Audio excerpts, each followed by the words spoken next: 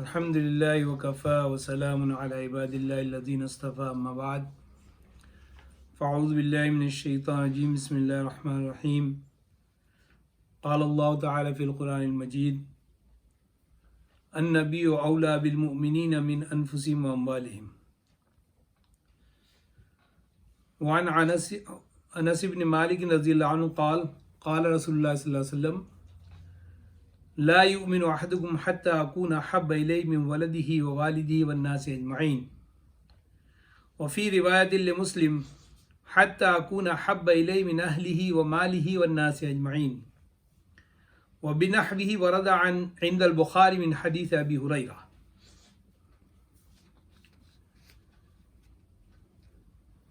اللہ تعالیٰ نے قرآن مجید میں ارشاد فرمایا ہے کہ نبی مومنین کے لیے ان کی جانوں اور ان کے مالوں سے بڑھ کر ہے۔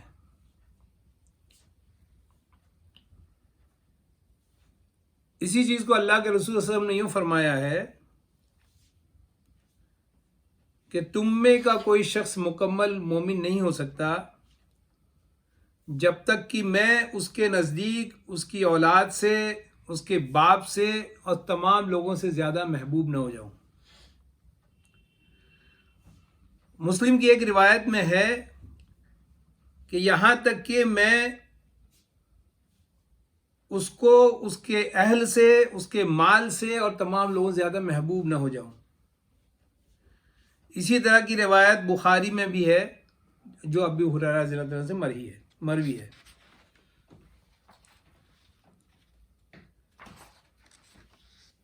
اس آیت اور حدیث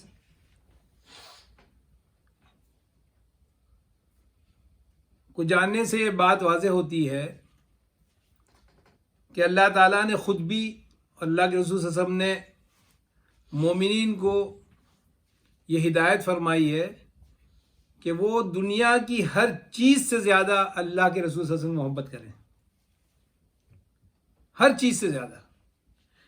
ولدی ہی یعنی اولاد، بھائی بھتیجے، والدی ہی ماں باپ، دادا، والناس اجمعین اور پوری امت یا پوری دنیا۔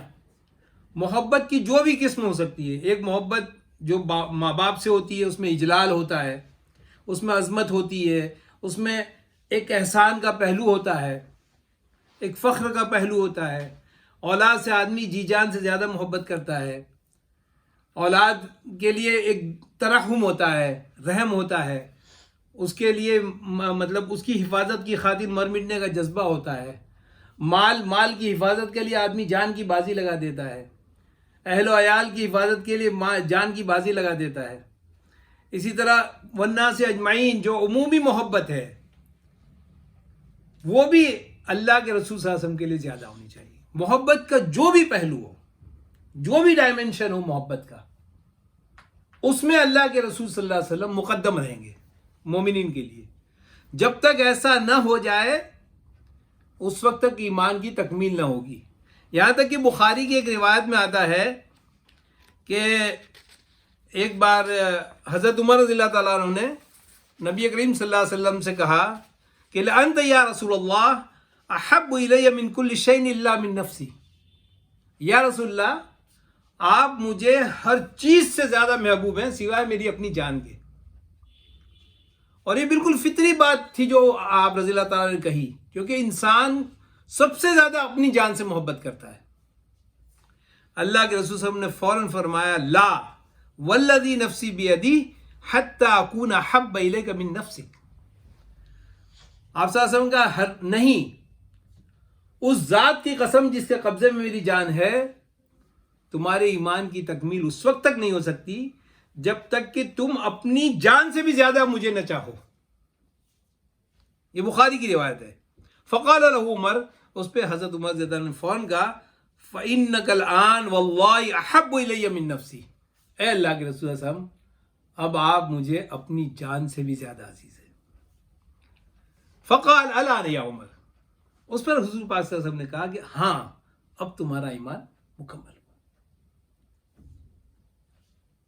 نہ صرف یہ کہ ایک فطری محبت جو اللہ کے رسول صلی اللہ علیہ وسلم کی پیروی کرنے والے کے لیے اس کے دل میں پیدا ہوتی ہے، اس فطری محبت کو اللہ تعالیٰ ایک پراکاشٹھا تک لے جاتا ہے، اور اللہ کے رسول صلی اللہ علیہ وسلم اس کی تشریح کرتے ہیں کہ ہر محبت پہ میری محبت حاوی ہو.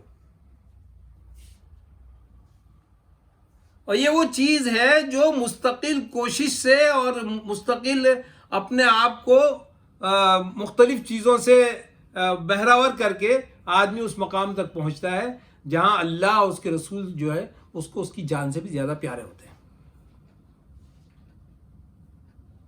اللہ کے رسول صلی اللہ علیہ وسلم کے سے محبت کو بڑھانے کے لیے ہی اللہ تعالیٰ نے یہ حکم دیا کہ ان اللہ ملائکۃ یصلون علی النبی یا ایھا الذین آمنوا صلوا علیہ وسلم تسلیما.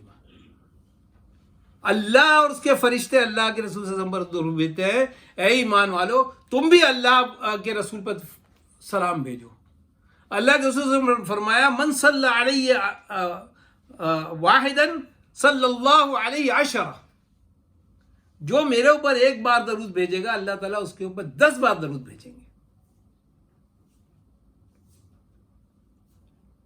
ہر وہ مطلب موقع جب اللہ کے رسول کا نام آئے تو پوری تعظیم کے ساتھ آئے، عزت کے ساتھ آئے. جب آپ کا نام نامی لیا جائے اللہ کے رسول نے فرمایا کہ اس شخص پہ لعنت ہے جس کے سامنے میرا نام لیا جائے. ایک بار اللہ کے رسول ممبر پر چڑھے تو آپ نے 3 بار آمین کہا. صحابہ نے پوچھا کہ آپ تو کبھی ایسا نہیں کرتے تھے. تو آپ صلی اللہ علیہ وسلم نے کہا جب میں نے ممبر پہ پہلا قدم رکھا تو جبرائیل امین آئے اور کہا کہ اس شخص پر آپ لعنت بھیجیے جو ماں باپ کو بڑھاپے میں پائے اور جنت کا حقدار نہ بنے. تو آپ سے میں نے کہا آمین. پھر اس نے کہا جو شخص رمضان کو پائے اور اپنی مغفرت نہ کرا سکے اس پر لعنت ہے. تو میں نے کہا آمین. اور آخر میں حضرت جبرائیل علیہ السلام نے کہا کہ جو شخص آپ کا نام سنے اور درود نہ بھیجے اس پہ لعنت ہے. تو میں نے کہا آمین. اللہ کے رسول صلی اللہ علیہ وسلم کی محبت کو دلوں میں جاگزی اللہ تعالیٰ نے مطلب کرنے کا اہتمام کیا، اور وہ صرف اس لیے کہ حضور پاک صلی اللہ علیہ وسلم اسلام کی جان ہے، دین کی جان ہے، خدا اور انسانیت کے بیچ کا واسطہ ہے. اس واسطے سے جتنا مضبوط تعلق ہوگا اسی قدر بندے کا اللہ سے تعلق ہوگا. یہ اللہ کی وہ رسی ہے جس کو پکڑے بغیر آدمی اللہ تک نہیں پہنچ سکتا ہے.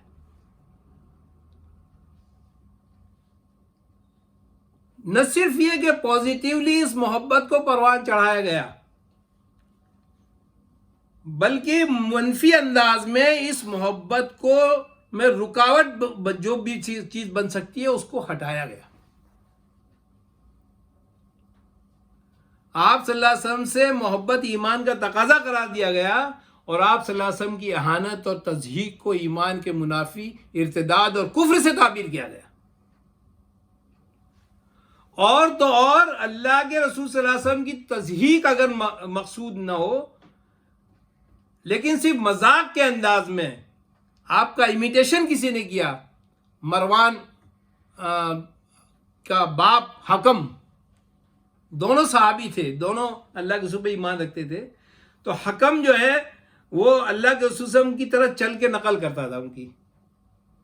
آپ صلی اللہ علیہ وسلم نے اس کو وہاں سے مدینے سے تڑی پار کر دیا، طائف بھیج دیا، اور حضرت ابوبکر اور حضرت عمر رضی اللہ تعالیٰ عنہ نے اس کو پھر اپنی زندگی میں واپس مدینے نہیں آنے دیا. حالانکہ وہ تضحیق نہیں کر رہا تھا.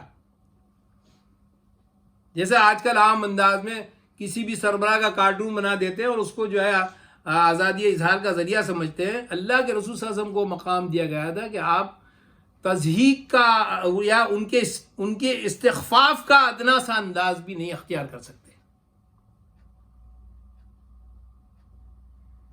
آپ صلی اللہ علیہ وسلم کو تضحیق کا اور استہزاء کا اور ایذاء کا نشانہ بنایا گیا مکے کے اندر. اس وقت اللہ کے رسول صلی اللہ علیہ وسلم کو حکم تھا، اللہ کے رسول صحابہ کو حکم تھا کہ اپنا ہاتھ نہ اٹھائے. لیکن اس وقت بھی اللہ کے رسول صلی اللہ علیہ وسلم کی تصحیح کرنے والے اور ان کو ایذا دینے والے 5 لوگوں کا ذکر آتا ہے جن کو حضرت جبریل علیہ السلام نے اللہ کے حکم سے موت کی سزا دی. ایک اسود بن یغوث کر کے ایک منحوس تھا، اس کی طرف حضرت جبریل نے اس کے پیٹ کی طرف اشارہ کیا، اس کا پیٹ پھول گیا اور اسی میں وہ پھر مر گیا. ولید بن مغیرہ، اس کے پاؤں میں ایک زخم تھا جو کچھ دن پہلے لگا تھا، حضرت جبریل نے اس کی طرف اشارہ کیا اور اس کا پاؤں پھر اور سڑ گیا اور اسی کے اس سے وہ مر گیا. عاص بن وائل تھا، اس کے بھی پیر کی طرف اشارہ کیا، وہ گدھے پہ اپنے سوار جا رہا تھا تو ایک جگہ گدھا بیٹھا تو اس کے پیر میں کانٹا لگ گیا، وہ زہریلا کانٹا تھا، پورے بدن میں اس کے زہر پھیل گیا اور وہ اسی سے مر گیا. حارث بن تلاتل تھا، اس کے سر کی طرف اشارہ کیا، اس کا سر پھول گیا اور پھر وہ اسی مرض میں مر گیا. ابو زما اسود بن مطلب تھا، اس کی طرف اشارہ کیا اور اس کی آنکھ میں ایک پتا گرا اور بالآخر اسی سے مر گیا.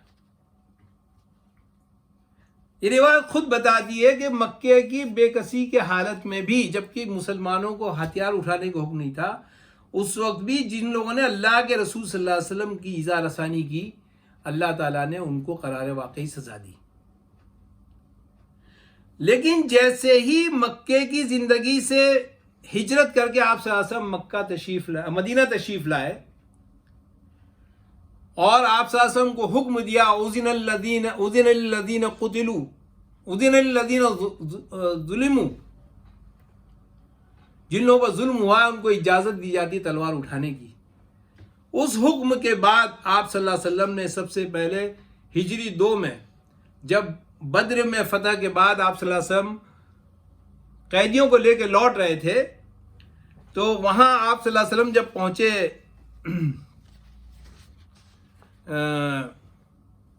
وادی صفرا میں تو وہاں آپ صلی اللہ علیہ وسلم کی نظر پڑی نضر بن حارث پہ.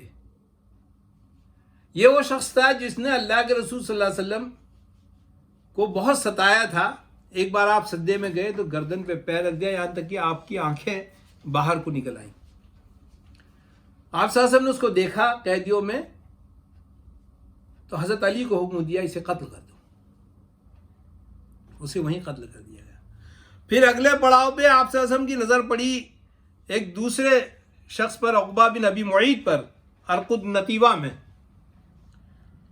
یہ وہ شخص ہے جس نے آپ صلی اللہ علیہ وسلم کے بحالت سجدہ جو ہے اوجھ لا کے رکھ دی تھی اور پھر حضرت فاطمہ نے آ کے اس کو ہٹایا تھا. آپ صلی اللہ علیہ وسلم نے اس کے قتل کا حکم دیا اور حضرت علی ہی رضی اللہ تعالیٰ نے اس کو قتل کیا. یہ تو ابن اسحاق کی روایت ہے جس کے بارے میں بہت سے متشککین یہ بھرم پھیلاتے ہیں کہ یہ مرسلن روایت ہے، مرفوع نہیں. حالانکہ یہ کوئی حدیث اللہ کے رسول صلی اللہ علیہ وسلم کا قول تھوڑی پیش کیا جا رہا ہے، راوی بیان کر رہا ہے کہ ایسا ہوا تھا.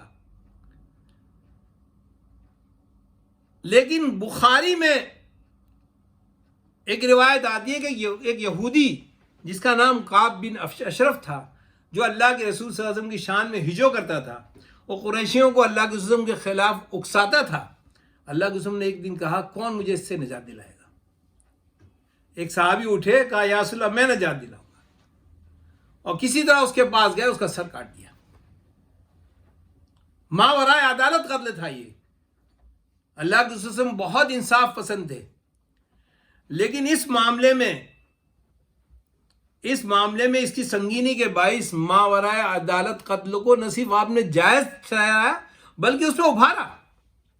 ایسے ایک یہودی تھا ابو رافع، اس کے بارے میں اللہ کے رسول نے کہا کہ اس سے کون نجات دلائے گا، تو اس کو بھی ایک صحابی نے جو ہے اس کا قتل کیا.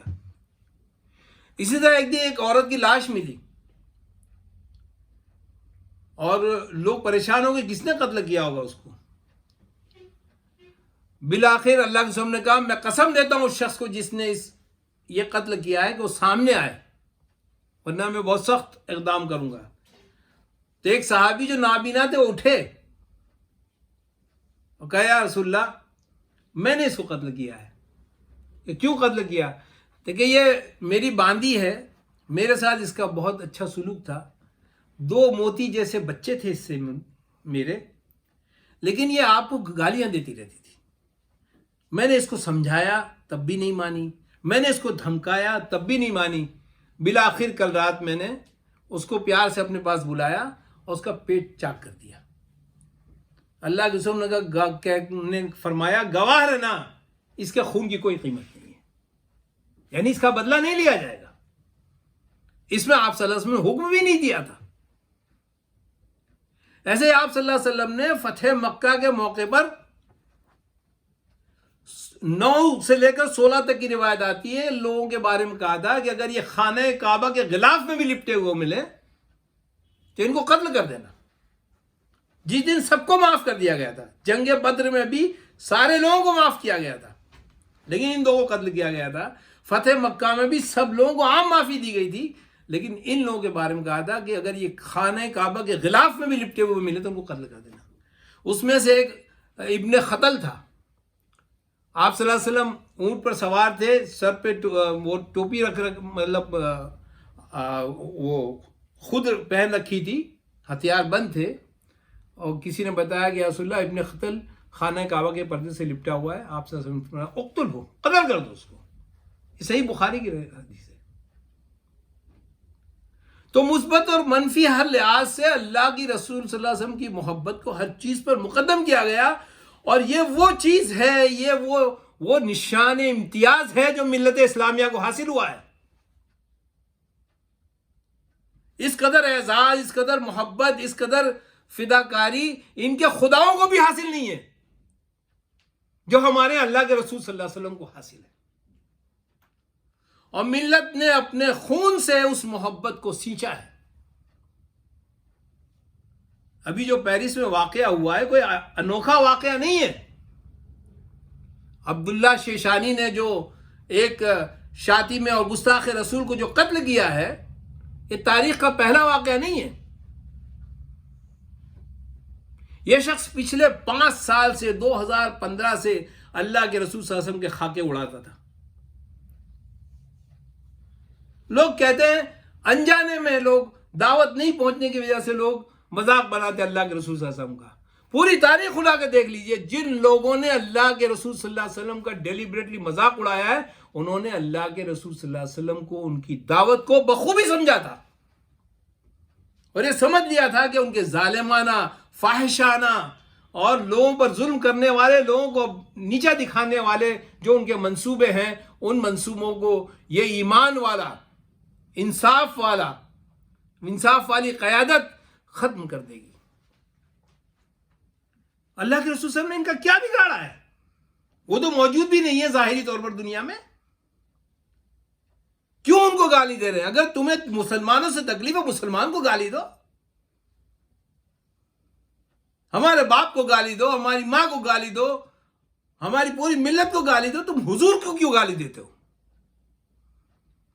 اسی لیے تو دیتے ہو کہ تمہیں معلوم ہے کہ حضور کو گالی دینے سے اس ملت کو چبھن ہوگی, درد ہوگا, یہ تڑپ جائے گی. پوری تاریخ گواہ اس بات کے اوپر. پھر جب وہ درد سے تڑپتا ہے اور اس کا اظہار کرتا ہے تو تم کہتے ہو کہ تمہارے اندر ذرا بھی برداشت نہیں ہے, انٹالرنس ہے. کس انٹالرنس کی بات کرتے ہو؟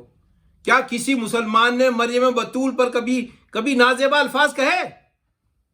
تم جن کے دوست ہو, جن یہودیوں کے اشاروں پہ یہ کر رہے ہو, یہ مریم علیہ السلام پہ بہتان لگاتے ہیں, کفر کرتے ہیں. کیا کسی مسلمان نے یہ بہتان لگایا؟ کیا کسی مسلمان نے حضرت عیسیٰ علیہ السلام کے بارے میں کوئی بد کلامی کی؟ نہیں کر سکتا مسلمان. اس لیے کہ جس لمحے وہ حضرت مریم علیہ السلام پر, حضرت یعقوب علیہ السلام پر, حضرت موسیٰ علیہ السلام پر, حضرت عیسیٰ علیہ السلام کی توہین کرے گا, اسی لمحے وہ اسلام سے خارج ہو جائے گا. تمہارا حال تو یہ ہے کہ ایک شخص نے تمہاری اسلام دشمنی کی وجہ سے تمہیں دماغی مریض کہا تو تم نے جو ہے اپنے سفیر کو واپس بلا لیا. انٹالرنس تو تمہارے یہاں ہے. پھر عبداللہ شیشان نے اس شخص کو قتل کیا تھا جس نے 1.25 ارب کی ملت کو تکلیف پہنچائی تھی. تم نے اس کو وہیں کھڑے کھڑے مار دیا, ماورائے عدالت. اس کے پاس کوئی ہتھیار نہیں تھا، چاقو تھا، ایئر گن تھی. ایئر گن کتنی دور جائے گی؟ 600 میٹر کی دوری سے پولیس نے اس کے جسم میں 9 گولیاں اتار دی. آخر اس کو تم گرفتار بھی کر سکتے تھے، مقدمہ بھی چلا سکتے تھے. ٹھیک ہے، وہ ہمارے نزدیک شہید ہے، وہ ہمارے نزدیک ہیرو ہے. وہ ٹیچر جہنم واصل ہو گیا، اور جہنمی اور اس کا قاتل ایک ساتھ جمع نہیں ہو سکتے. عبداللہ جنت میں جائے گا. لیکن تم نے اس کو قتل کر کے اس کے قتل کا بدلہ لے لیا. ایک شخص کے بدلے میں ایک شخص کا قتل ہو گیا، بات ختم ہو جانی چاہیے تھی. لیکن تم نے اس کے بعد بل بورڈ لگا دیے، اسلام کے اوپر حملے شروع کر دیے، گالیاں دینی شروع کر دی. یہ کس چیز کا اظہار ہے؟ یہ کون سا ٹالرنس ہے؟ انٹالرنس تو تمہارے یہاں ہے. تمہیں یہ برداشت نہیں ہے کہ ہم تو اپنے خداؤں سے محبت تو کیا کوئی پرواہ بھی نہیں کرتے، اور یہ شخص اپنے رسول کو، جس کو انہوں نے خدا نہیں بنایا، تم نے اللہ کے رسولوں کو خدا بنایا اور سولی میں بھی چڑھوایا.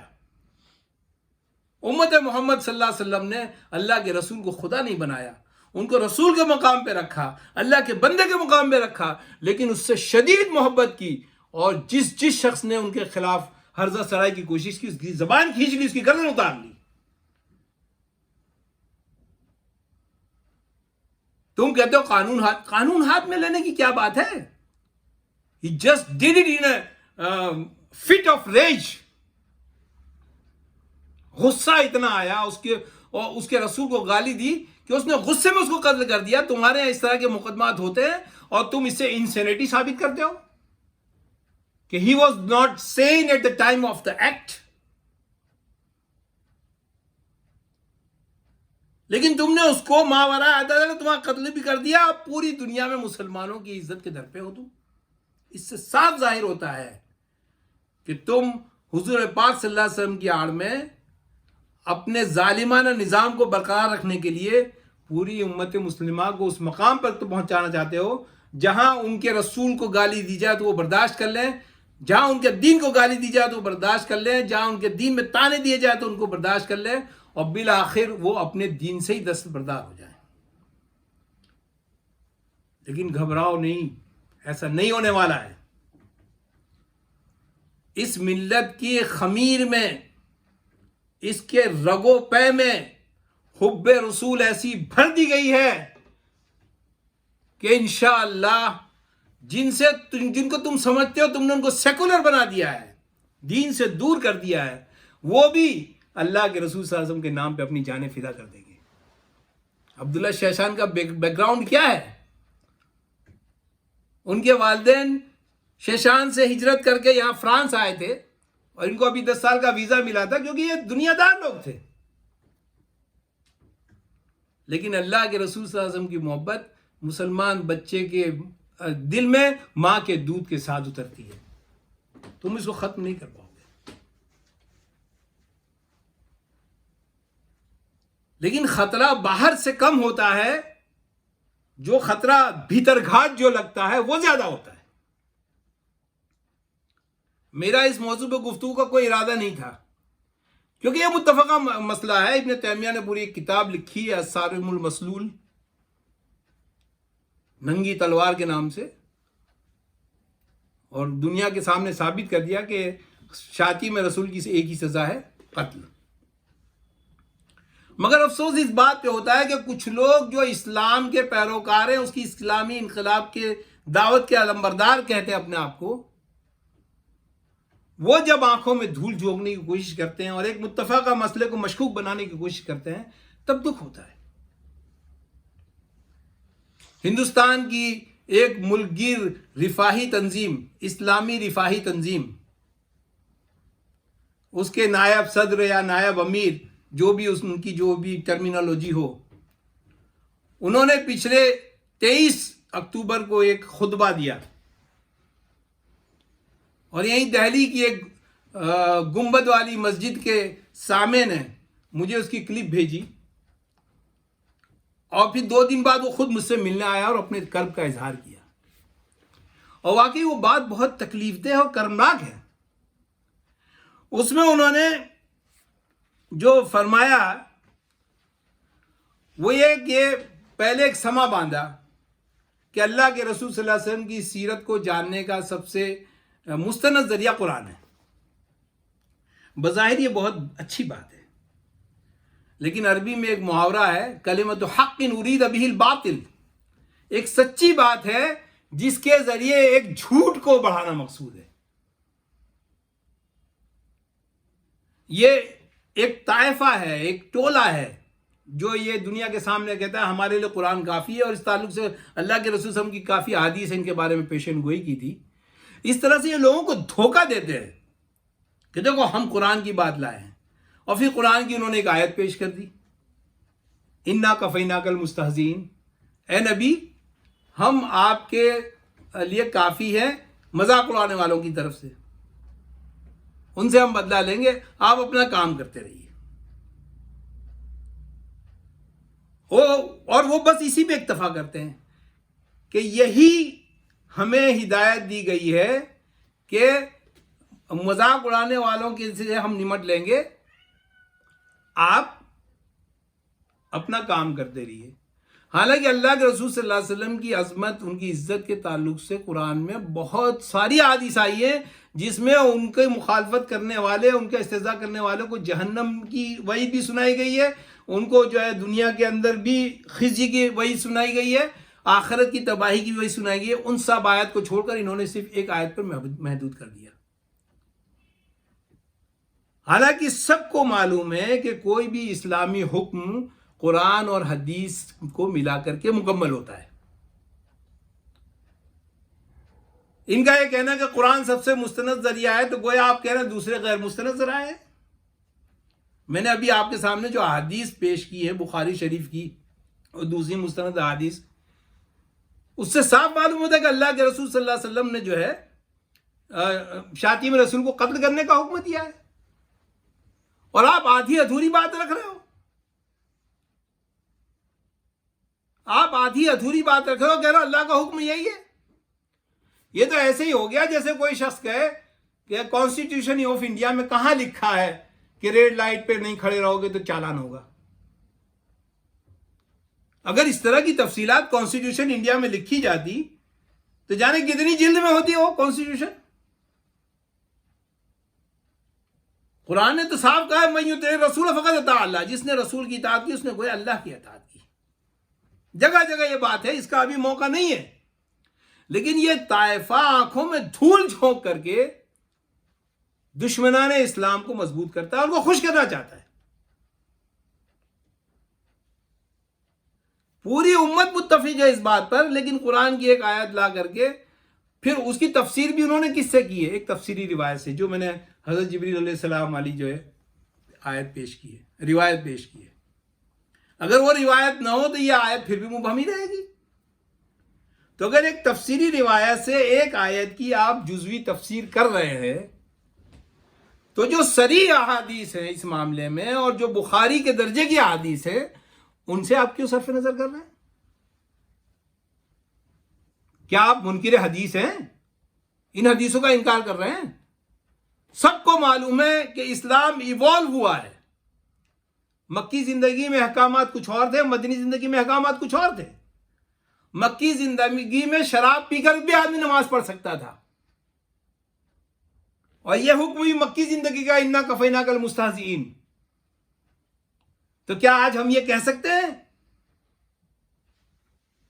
کہ آج شراب پی کے نماز پڑھی جا سکتی ہے؟ اسلام مکمل ہو گیا ہے. آپ اس پہ عمل کر سکتے ہیں یا نہیں کر سکتے ہیں یہ بالکل الگ بات ہے.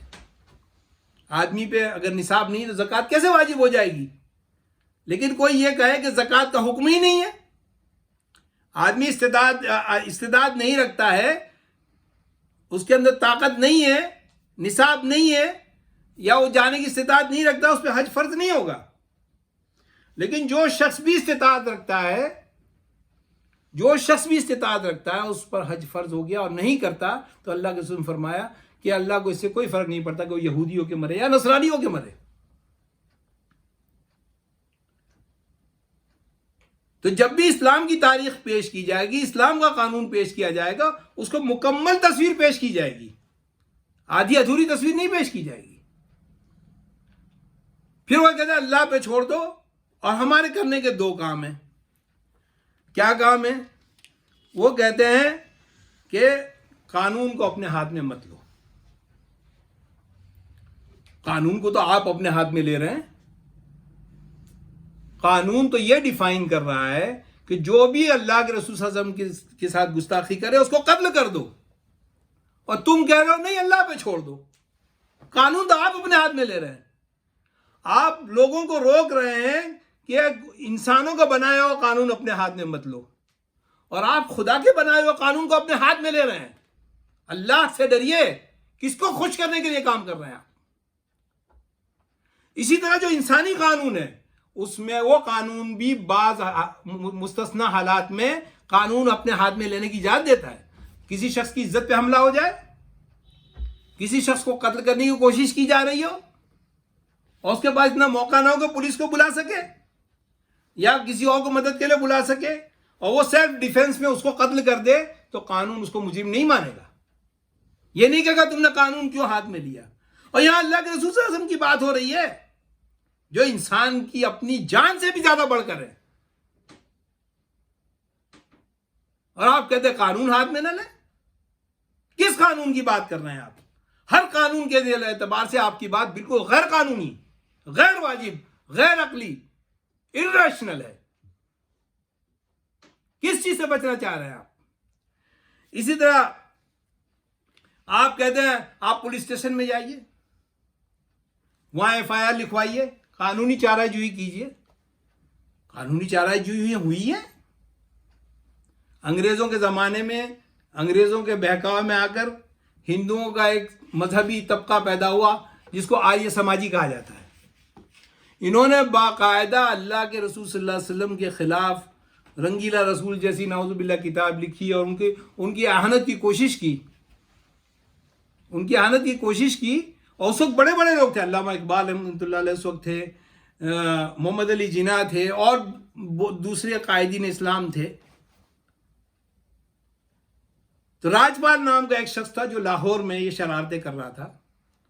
انگریزوں کی حکومت تھی، اس نے شرارت کی، اس کے خلاف مقدمہ ہوا، اچھا معمولی سی سزا دے دی، اور وہ بھی ایسے جیسے احسان دھرا جا رہا ہو. اس نے پھر حرکت کی، پھر مقدمہ ہوا، ضمانت مل گئی اس کو، پھر اس کا فیصلہ ہونا تھا.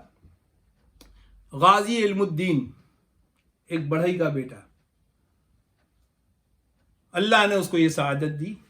گیا اور بھری عدالت میں اس کی آنتیں باہر کر دی. پھر اس کو یہ اطمینان نہیں ہوا کہ مرا بھی ہے، تو جا کے اس کی گردن کاٹ دی.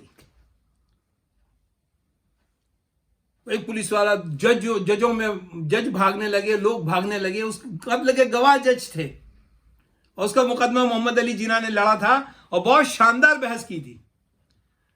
لیکن وہی انگریز جنہوں نے توہین رسالت پر اس کو چند مہینے کی سزا دی تھی، اس انگریز نے اس کو فوراً چند ہی دنوں کے اندر پھانسی کی سزا دے دی، اور پھٹافٹ جیل کے اندر اس کو پھانسی بھی دے دی. پھر علامہ اقبال رحمۃ اللہ علیہ دوسرے لوگوں کے ساتھ گورنر سے ملے، کہا بھائی اس کی لاش تو دے دو، ہم گارنٹی لیتے ہیں.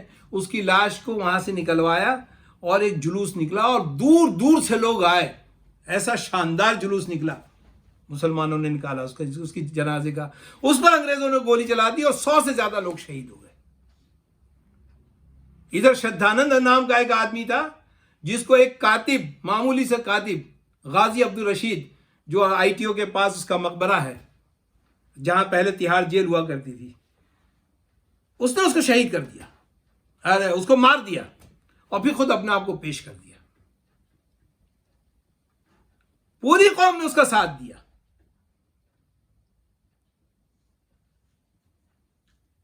آپ کہتے FIR، یہ یہاں ایک کملیش تیواری تھا UP کا، اس نے احانت رسول کی تھی، اس کو چند مہینوں کی سزا ہوئی. پہلے راسو کا لگا، وہ بھی ہٹا لیا گیا، پھر اس کو ضمانت ملی، ہائی سیکورٹی ملی، تو اس نے پھر اعلان کیا میں اللہ کے رسول صلی اللہ علیہ وسلم کے خلاف نعوذ باللہ ایک فلم بناؤں گا. بعد میں خدا کا کرنا ایسا ہوا کہ وہ خود آپس میں لڑ گئے، اسی کے آدمی نے اس کو مار دیا.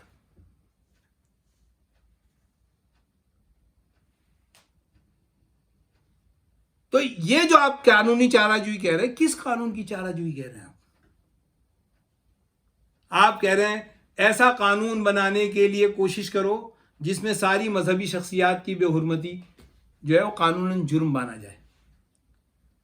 اس میں دو باتیں ہیں۔ پہلی بات تو یہ ہے کہ آپ اپنے رسول سے جس طرح کی محبت کرتے ہیں وہ اپنے خداؤں سے بھی ایسی محبت نہیں کرتے۔ گجرات میں تھا، وہاں ایک پرشورام نام کی کمپنی ہے، پرشورام ان کا ایک خدا ہے۔ وہ پتہ ہے کیا بناتی ہے؟ ٹوائلٹ سیٹ، اور اس کے اوپر اس کی مہر رہتی ہے پرشورام۔ اسی طرح آپ نے دیکھا ہوگا عام گزربگاہوں پہ ہنومان کی، رام کی راستے میں تصویر بنا دی، اس پہ لوگ چل رہے ہیں پیدل۔ ہم تو تصور بھی نہیں کر سکتے اس کا کرائٹیریا کیا بنے گا۔ اور عجیب حال ہے، معاملہ تمہارا ہے، سب سے الگ ہے، لیکن جب تک غیر مسلم کو ساتھ نہیں لیں گے تو ہم کام نہیں کریں گے۔ یہ کون سا دین ہے؟ وَدُّوا لَوْ تُدْہِنُ فَيُدْہِنُونَ۔ یہ تو کافر تو چاہتے ہی ہے کہ تم نرم پڑو تو وہ نرم پڑ جائیں۔ وَدُّوا لَوْ تَكْفُرُونَ، ان کی تو خواہش ہے کہ تم کفر اختیار کر لو۔ اور تم ایک بالکل اپنے پرسنل معاملے میں، یہ مسلمانوں کا پرسنل معاملہ ہے، اللہ کے رسول صلی اللہ علیہ وسلم سے جو تعلق ہے وہ مسلمان کا تعلق ہی ہو سکتا ہے، کسی اور کا نہیں، اس لیے کہ اللہ کے رسول صلی اللہ علیہ وسلم سے تعلق رکھنے کے لیے ایمان شرط ہے۔ لوگ کہتے ہیں غیر مسلم کی نعت، ارے بھائی غیر مسلم کیسے نعت کہہ سکتا ہے؟ آپ صلی اللہ علیہ وسلم کے اخلاق کی تعریف کر رہا ہے، اس کی تعریف کر رہا ہے، لیکن آپ صلی اللہ علیہ وسلم کے دعوی نبوت کو جھٹلا رہا ہے۔ وہ بزبان حال کہہ رہا ہے کہ یہ تو جھوٹے نبی ہے، نعوذ باللہ۔ تو با اخلاق تو کوئی چور بھی ہو سکتا ہے، با اخلاق تو کوئی پولیٹیشین بھی ہو سکتا ہے۔ کیا ہو گیا ہے لوگوں کے دماغوں کو؟ اب جیسے ایک کئی ہندو شعراء نے نعت کہی ہے، اس میں انہوں نے اسلامی عقائد کے پرخچے اڑا دیے۔ ایک شاعر نے یہ کہا ہے، نقل کفر کفر نہ باشد، میں صرف نقل کرنے کی غرض سے اس کو نقل کر رہا ہوں، جس میں وہ کہتا ہے وہی جو مستوی عرش تھا خدا ہو کر، اتر پڑا ہے مدینے میں مصطفیٰ ہو کر، نعوذ باللہ من ذالک۔ اور تم کہتے ہیں ہندو نعت خواں، ہندو نعت خواں، اگر وہ ایمان والا نہیں ہے تو نعت خواں نہیں ہو سکتا۔ وہ دھوکہ دے رہا ہے تمہیں، تمہارے جذبات کا استحصال کر رہا ہے۔ تو تم ہر جگہ ان کو ساتھ میں لے کے چلنا چاہتے ہو جبکہ وہ تمہارے خلاف ہیں۔ پھر تم یہ کہتے ہو کہ کیمپین چلائیں اس کے خلاف۔ کتنے کیمپین چلا دیے؟ وہ عملی طور پر کچھ کام کر رہے، تم اس کے، اب جیسے یہ جامعہ ہی کے ایک پروفیسر ہے، جامعہ ملیہ اسلامیہ کے پروفیسر ہیں، عالم دین بھی ہیں، انہوں نے فرمایا کہ وہ شخص جو ہے اس کو قتل کرنے کے بجائے لٹریچر دیتا تو وہ اس کو جہنم سے بچا لیتا۔ تم لٹریچر کی بات کر رہے ہو، جن کو اللہ کے رسول صلی اللہ علیہ وسلم نے قتل کروایا انہوں نے تو اللہ کے رسول صلی اللہ علیہ وسلم کو بنفس نفیس دیکھا تھا۔ اللہ کے رسول صلی اللہ علیہ وسلم کو بنفس نفیس دیکھا تھا، ان کی صداقت کی نشانیاں دیکھی تھی۔ تمہاری عقل میں فطور آ گیا ہے، تم نے ان لوگوں کو جو تمہارے خدا کے دشمن ہیں، جو تمہارے رسول کے دشمن ہیں، جو تمہارے دین کے دشمن ہیں، زمینی قربت کی وجہ سے اپنا بھائی بنا لیا ہے۔ زمینی قربت کی وجہ سے، جبکہ اللہ کے رسول صلی اللہ علیہ وسلم اور دوسرے انبیاء تھے، انہوں نے خونی قربت کے باوجود کلمے کے فرق کی وجہ سے ان کا قتل کیا۔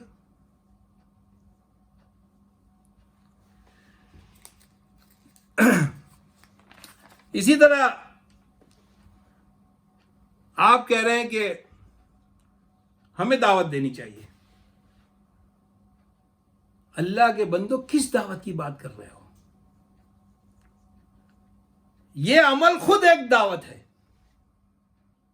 یورپ پورا ہل گیا، پوری دنیا ہل گئی، اور وہ سوچنے لگے آخر کیا بات ہے کہ اللہ کے رسول صلی اللہ علیہ وسلم کی گستاخی لوگ برداشت نہیں کر سکتے۔ اور پھر وہ متوجہ ہوئے اسلام کی طرف، اور پھر ان میں سے بہت سارے لوگ ایمان لے آئے۔ تم نے دعوت کے نام پر عید جیسے مقدس عبادت میں ان کو بلا لیا، افطار جیسے مقدس عبادت میں ان کو بلا لیا، ان کے دیوالیاں بنانے پہنچ گئے، ان کے دشہرے پہ مبارکباد دینے پہنچ گئے، شرک اور توحید کو خلط ملط کر دیا۔ یہ دعوت ہے؟ دعوت تو یہ افرأیتم اللات والعزی ومناۃ الثالثۃ الاخری، کیا تم نے دیکھا ہے لات و عزیٰ کو اور وہ تیسرے منات کو نام لے لے کر کے بتوں کے خلاف وہ دعوت دی جا رہی ہے؟ تم کتنی بار بتوں کے خلاف دعوت کے کام کرتے ہو؟ تم نے تو جمہوریت کو اپنا لیا، سیکولرزم کو اپنا لیا، اور تم کہتے ہو کہ ہماری دعوت اس وقت تک نہیں چل سکتی جب تک یہ دونوں باقی نہ رہے۔ انجام دیکھ لو، سیکولرزم اور جمہوریت کے کندھوں پر آ کر چڑھ کر کے فسطائیت آ گئی یہاں پر، اور یہ فسطائیت اور پرانی جمہوریت میں کوئی فرق نہیں ہے، ڈگری ماتر کا بھی فرق نہیں ہے، یہ وہی کچھ کر رہے ہیں جو انہوں نے کیا ہے۔ تم وہ کام لینا چاہ رہے ہو جو اللہ کے رسول بھی نہیں کر سکے۔ تمہاری دعوت ایلوژن ہے، ڈائلوژن ہے، ڈائیورژن ہے۔ اگر حقیقی دعوت دو گے تو یہ کشمکش اور بڑھے گی، یہی سنت رسول ہے۔